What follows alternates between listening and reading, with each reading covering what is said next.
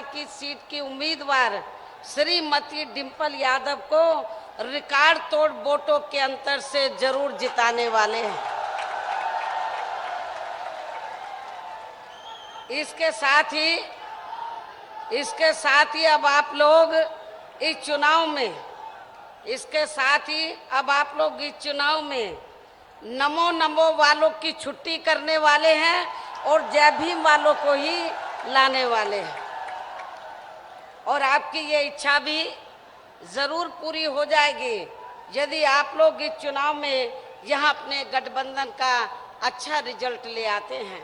इस उम्मीद के साथ ही अब मैं आप लोगों का ध्यान इस चुनाव में अपने गठबंधन को कामयाब बनाने के लिए कुछ जरूरी बातों की तरफ दिलाना चाहती हूँ। और इस संबंध में सबसे पहले मैं आप लोगों को ये कहना चाहूँगी कि आज़ादी के बाद शुरू में केंद्र व देश के अधिकांश राज्यों में भी ज़्यादातर सत्ता यहाँ कांग्रेस पार्टी के ही हाथों में केंद्रित रही है। किंतु यहाँ खास ध्यान देने की बात यह है कि कांग्रेस पार्टी के केंद्र में वे अधिकतर राज्यों में भी लंबे अरसे तक रहे शासनकाल में इनकी ज़्यादातर मामलों में रही गलत नीतियों व गलत कार्य प्रणाली की वजह से फिर इस पार्टी को केंद्र व काफ़ी राज्यों की भी सत्ता से बाहर होना पड़ा है। और इस संबंध में आप लोगों को ये मालूम है कि अंग्रेजों के जाने के बाद केंद्र में और आपके उत्तर प्रदेश में भी लंबे अरसे तक कांग्रेस पार्टी पावर में रही है। लंबे अरसे तक कांग्रेस पार्टी ही पावर में रही है।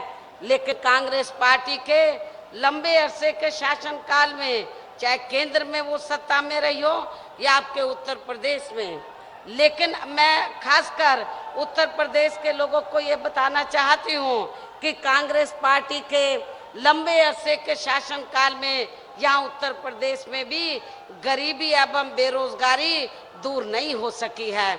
और इतना ही नहीं, कांग्रेस की हुकूमत के दौरान ही तो सबसे ज़्यादा रोटी रोजी के लिए पलायन यहाँ आपके उत्तर प्रदेश से कांग्रेस पार्टी के राज में ही हुआ है। आपके कन्नौज जिले से भी तो काफ़ी लोग मैं देश के बड़े बड़े महानगरों में रोटी रोजी के लिए वहाँ पर काम करते हुए देखती हूँ। और ये कब हुआ? जब कांग्रेस पार्टी पावर में थी। तो ये आप लोगों को ध्यान में रखकर चलना चाहिए। तो इसलिए मेरा आप लोगों से ये कहना है, तो चाहे तो आपकी रोटी रोजी का मामला है, चाहे आरक्षण का मामला है, कांग्रेस की हुकूमत में कभी भी यहाँ दलितों, आदिवासियों और पिछड़े वर्ग का आरक्षण का कोटा पूरा नहीं किया गया है। और मैं पिछड़े वर्ग के लोगों को ये बताना चाहती हूँ, जब मंडल कमीशन की रिपोर्ट आई थी और केंद्र में कांग्रेस पार्टी पावर में थी और कांग्रेस पार्टी को कहा कि मंडल कमीशन की रिपोर्ट लागू करो, पिछड़े वर्ग के लोगों को आरक्षण की व्यवस्था करो, तो कांग्रेस पार्टी की सरकार ने मंडल कमीशन की रिपोर्ट को लागू नहीं किया। लेकिन ये रिपोर्ट कब लागू हुई थी? 1989 में, जब सत्ता परिवर्तन हो गया था और श्री बीपी सिंह देश के प्रधानमंत्री बने, तो उस समय ये मंडल कमीशन की रिपोर्ट लागू हुई थी। इसलिए और इतना ही नहीं, मैं आप लोगों को ये भी बताना चाहती हूँ, खास तौर से जय भीम वालों को, बाबा साहब डॉक्टर अंबेडकर के मानने वाले लोगों को ये भी बताना चाहती हूँ, बाबा साहब डॉक्टर अंबेडकर ने देश का संविधान बनाया और संविधान बनने के बाद तो उनके जीते जी, उनके देहांत के बाद भी तो उनके अनुयायी कांग्रेस पार्टी से वो गुहार करते रहे, अपील करते रहे कि बाबा साहब डॉक्टर अंबेडकर को भारत रत्न की उपाधि से सम्मानित किया जाए। लेकिन दुख की बात यह है कि कांग्रेस पार्टी की हुकूमत में तो कांग्रेस पार्टी ने बाबा साहब डॉक्टर अंबेडकर को भारत रत्न की उपाधि से सम्मानित नहीं किया। लेकिन बाबा साहब डॉक्टर अंबेडकर को भारत रत्न की उपाधि से कब सम्मानित किया गया? आपकी मंडल कमीशन की रिपोर्ट, पिछड़े वर्ग के लोगों को आरक्षण देने के लिए आपकी मंडल कमीशन की रिपोर्ट कब लागू हुई थी? जब 1989 में केंद्र में सत्ता परिवर्तन हुआ और 1989 में हमारे पहली बार 3 मेंबर पार्लियामेंट जीत कर आए थे लोकसभा में। मैं खुद भी 1989 में बिजनौर लोकसभा की सीट से चुनाव जीत कर आई थी। उस समय श्री बीपी सिंह देश के प्रधानमंत्री बने। उन्होंने हमको कहा कि आप सरकार में शामिल हो जाओ। हमने श्री बीपी सिंह को ये कहा, हम सत्ता में तो शामिल नहीं होंगे, हम आपको बाहर से समर्थन दे देंगे, लेकिन हमारी 2 बात माननी होगी। पहला ये कि पिछड़े वर्गों को अभी तक आरक्षण नहीं मिला है, मंडल कमीशन की रिपोर्ट आ गई है, आप इसको लागू कर दो। बाबा साहब डॉक्टर अंबेडकर को जो भारत रत्न की उपाधि से सम्मानित नहीं किया है, इनको सम्मानित कर दो।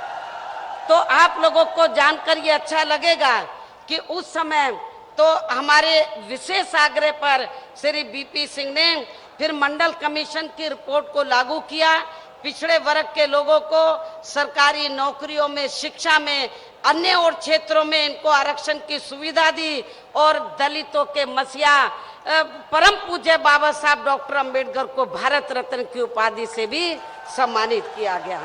तो ऐसी कांग्रेस पार्टी जिन्होंने गरीब और मजलूमों का ही शोषण नहीं किया, बल्कि जिन्होंने देश का संविधान बनाया उनका भी उन्होंने सम्मान नहीं किया। पिछड़े वर्ग के लोग जिनकी आबादी इस देश में लगभग 52% के करीब है, उनके मंडल कमीशन की रिपोर्ट को भी लागू नहीं किया।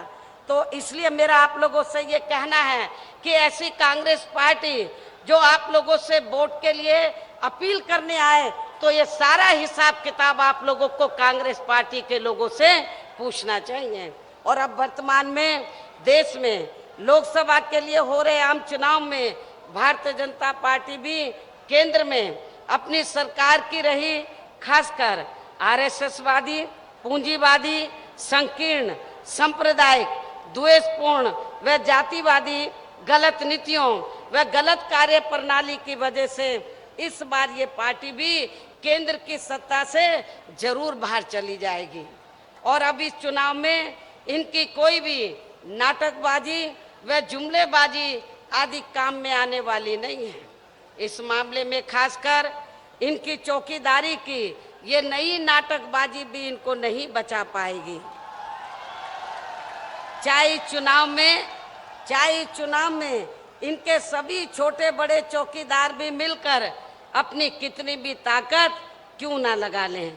और इसकी खास वजह यह है कि वर्तमान में प्रधानमंत्री श्री नरेंद्र मोदी ने यहाँ पिछले लोकसभा के हुए आम चुनाव में देश के विशेषकर गरीबों, मजदूरों, बेरोजगारों, कर्मचारियों, युवाओं, महिलाओं, किसानों, व्यापारियों व अन्य मेहनतकश लोगों के साथ साथ दलितों, आदिवासियों, अन्य पिछड़े वर्गों, मुस्लिम व अन्य अक़लियत समाज के लोगों को भी जो अच्छे दिन दिखाने के असंख्य प्रलोभन भरे चुनावी वायदे किए थे, तो उनका अभी तक भी इन्होंने जमीनी हकीकत में लगभग 1/4 हिस्सा भी कार्य पूरा नहीं किया है, बल्कि इसके स्थान पर इनका ज्यादातर समय व ताकत भी यहाँ इनके बड़े बड़े पूंजीपतियों व धन्ना सेठों को ही और भी ज्यादा मालामाल व धनवान आदि बनाने में तथा इन्हें हर स्तर पर बचाने के लिए